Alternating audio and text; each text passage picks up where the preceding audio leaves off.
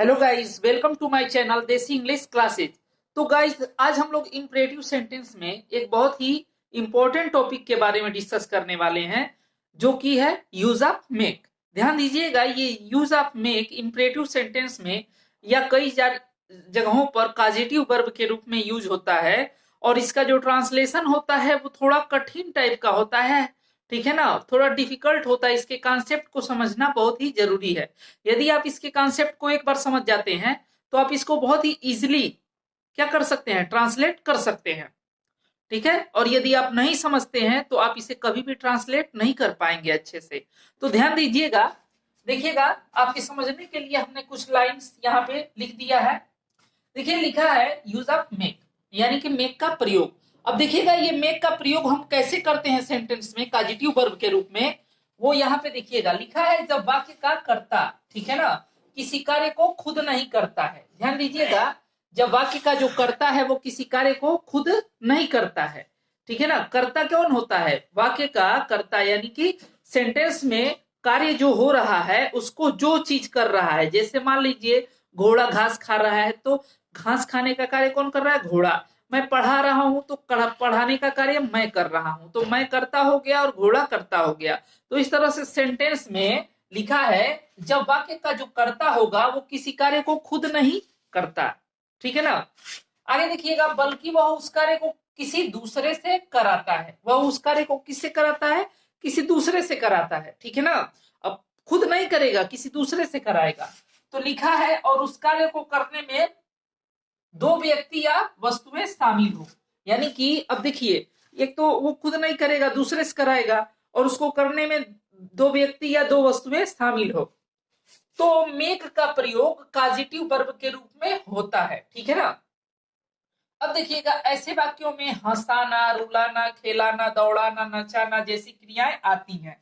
ठीक है ना, अब देखिएगा, इस चीज को समझने के लिए ट्रांसलेशन को हम एक बार देखेंगे तो ये चीजें समझ में आ जाएंगी। तो देखिएगा, लिखा है, ये क्या है, इसका स्ट्रक्चर है मेक प्लस ऑब्जेक्ट, फिर क्या आएगा उसके बाद मेन वर्ब का फर्स्ट फॉर्म, फिर अदर वर्ब। तो देखिएगा, लिखा है रवि को दौड़ाओ। ठीक है, इस सेंटेंस को ध्यान दीजिएगा, रवि को दौड़ाओ। और मैंने आपको पढ़ा रखा है कि इंपरेटिव सेंटेंस में जो सब्जेक्ट होता है वो होता है तुम या आप, यानी कि यू। ठीक है ना, जो कि छिपा रहता है। यदि मान लीजिए मैं कहूं खड़े हो जाओ, तो कौन? तुम। ठीक है ना, बैठ जाओ, कौन? तुम। ठीक है ना, यहां आओ, कौन? तुम। ठीक है ना, कभी भी आप प्रश्न करेंगे तो तुम ही आएगा, तो वही सब्जेक्ट होता है। तो वो क्या है इसमें, देखिए इसमें है कि नहीं है। अगर मान लीजिए मैं आपको कह दूं कि रवि को दौड़ाओ, ठीक है ना, यदि मैंने आपको कह दिया कि रवि को दौड़ाओ, तो कौन, यानी कि तुम। ठीक है ना, तो तुम तो क्या करोगे? खुद कार्य को करोगे नहीं, यानी कि रवि को दौड़ाओगे। तो रवि को जब दौड़ाओगे तो रवि क्या करेगा? रवि दौड़ेगा।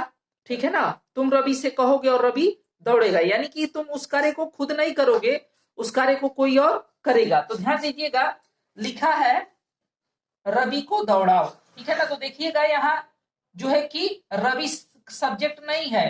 ठीक है ना, यहाँ पे सब्जेक्ट है तुम या आप, जो कि छिपा है। वह उस कार्य को नहीं करता है, किसी दूसरे से कराता है, और दो व्यक्ति या दो वस्तुएं शामिल हो।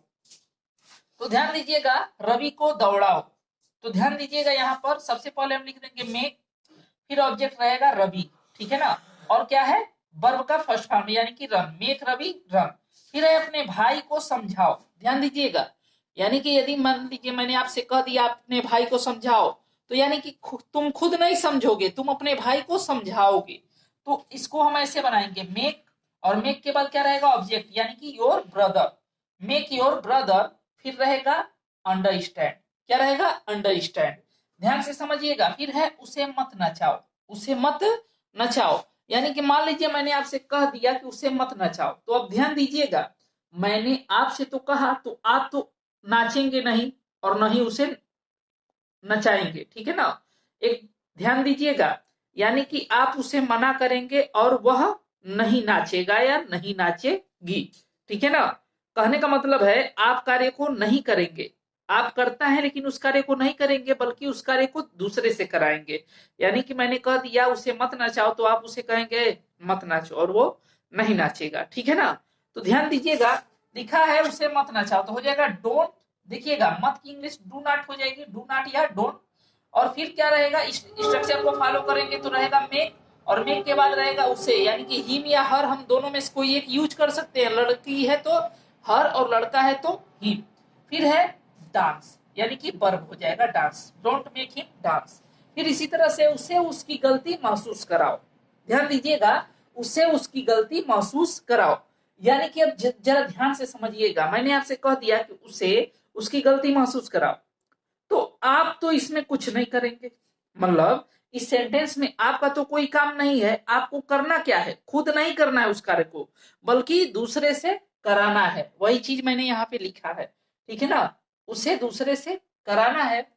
अब देखिएगा, तो सबसे पहले हम लिखेंगे मेक, ध्यान दीजिएगा, स्ट्रक्चर के अकॉर्डिंग मेक, और मेक के बाद उसे तो हिम या हर भी लिख सकते हैं, ठीक है ना, मेक हिम, और फिर क्या रहेगा वर्ब, तो फील, और क्या महसूस करा, उसकी गलती, तो हिज मिस्टेक, तो make him feel his mistake. फिर है उसे धूप में खड़ा कराओ, तो क्या हो जाएगा, ध्यान दीजिएगा, वो खुद नहीं खड़ा होगा, उसे खड़ाएगा धूप में खड़ा, तो हो जाएगा make her stand in the sun, make her stand in the sun. फिर है रवि को तालाब में मत तैराना, क्या हो जाएगा, रवि को तालाब में मत तैराना, ध्यान दीजिएगा, यानी कि वो खुद नहीं तैरेगा, रवि को नहीं तैरने देगा, ठीक है ना, तो हो जाएगा don't make Ravi swim in the pond, ठीक है ना। सब कुछ यहीं से स्ट्रक्चर से क्या हो रहा है, बन रहा है, ध्यान दीजिएगा, बच्चे को, सॉरी यहाँ पे 2 बार हो गया है, बच्चे को कमरे में मत सुलाना, क्या हो जाएगा, बच्चे को कमरे में मत सुलाना, तो हो जाएगा don't make the child sleep in the room, ठीक है ना। मुझे मत हंसाओ, मुझे मत हंसाओ, यदि मान लीजिए मैंने आपसे कह दिया मुझे मत हंसाओ, तो इसका मतलब तुम खुद उस कार्य को नहीं करोगे, हंसने का कार्य तुम नहीं करोगे, हंसो मत, यानी तुम नहीं हंस रहे हो, तुम मुझे हंसा रहे हो, तो क्या होगा, तुम चुप हो जाओगे तो मैं नहीं हंसूंगा, ठीक है ना। तो यानी कि करता तुम हो, और तुमसे मैंने कहा करने के लिए, करवाने के लिए, और तुम वो काम मुझसे करवाओगे, तो ध्यान दीजिएगा, हो जाएगा डोंट मेक मी लाफ, मुझे मत हंसाओ, ध्यान दीजिएगा, मुझे मत हंसाओ, यानी कि हंस कौन रहा था, मैं, ठीक है ना, तुम नहीं हंस रहे थे, ठीक है ना, मैंने तुमसे कहा मुझे मत हंसाओ, तो हो जाएगा डोंट मेक मी लाफ। फिर है मुझे शराब मत पिलाओ, ठीक है ना, यानी कि शराब पी तो मैं रहा हूं, पिला तुम रहे हो, तुम मुझे मना कर दोगे तो मैं शराब नहीं पीऊंगा, ठीक है ना, तो हो जाएगा don't make me drink wine, don't make me drink wine. तो आई होप ये सेंटेंसेज आपको समझ में आया होगा। यदि ये सेंटेंस आपको समझ में नहीं आते हैं तो वीडियो को एक बार और देखिए, और ये बहुत ही इजी तरीके से मैं बेटर कॉन्सेप्ट के साथ लेकर के आया हूँ, इस वीडियो को देखिए और अपने फ्रेंड्स में इसको शेयर जरूर करें, क्योंकि ये बहुत ही इंपॉर्टेंट होता है। यदि एक बार आप इसको समझ गए तो ये हमेशा आप ट्रांसलेट कर सकते हैं बहुत ही इजिली। तो आज के लिए इतना ही, मिलते हैं अगले वीडियो में। वीडियो देखने के लिए थैंक्स।